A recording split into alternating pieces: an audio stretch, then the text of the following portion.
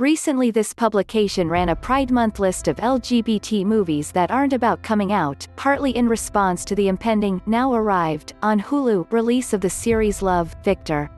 The show is a return to the world introduced in the 2018 hit film Love, Simon, the first ever studio film about a gay teenager coming out. While that movie was admirable in many ways, in others it left us, or me, at least, feeling a little starved for something else.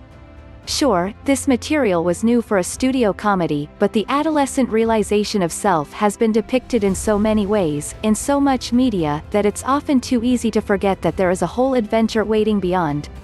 So I made a list of movies that were largely about LGBT adults living more sturdily defined lives, exploring all that comes after all that first heralding of self.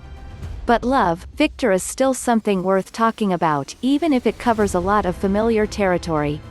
The show's creators, Isaac Aptaker and Elizabeth Berger, also wrote the screenplay for Love, Simon, and they partly shaped the show around some of the mild criticism the film received, chiefly, that the coming-out experience of Simon, a wealthy Atlanta white boy with very loving parents, showed an awfully easy version of what's often a very painful and alienating process. To address some of that, Aptaker and Berger decided to focus Victor on a Latinx boy from a more working-class background, one whose family, well, extended family mostly, and really only in one episode, don't seem as receptive to the whole gay thing. Puerto Rican actor Michael Cimino, no relation to the director of The Deer Hunter, as far as I know, was cast to play Colombian-Puerto Rican Victor, who moves with his family from Texas to Atlanta just as he is starting to have some realizations about himself.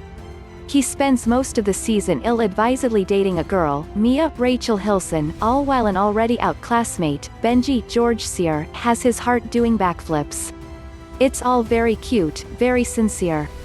There are mild entanglements involving sex and drinking, plus some swearing, but otherwise Love, Victor is a clean, chaste show that glides around on smooth rails. Aptaker and Berger don't do a 180 away from Love, Simon, they only turn a little, angling the show toward a bit more difference and difficulty but still keeping it mostly bathed in the soothing glow of screen fantasy. Relatively speaking, things are pretty untroubled for Victor and his bright-eyed friends, even as the fraught topic of sexuality tightens into an unspoken knot at Victor's center. That the knot is there at all is what makes the show notable. In a more perfect and understanding world, something as anodyne as love, Victor would seem almost a relic, but we don't live in that world.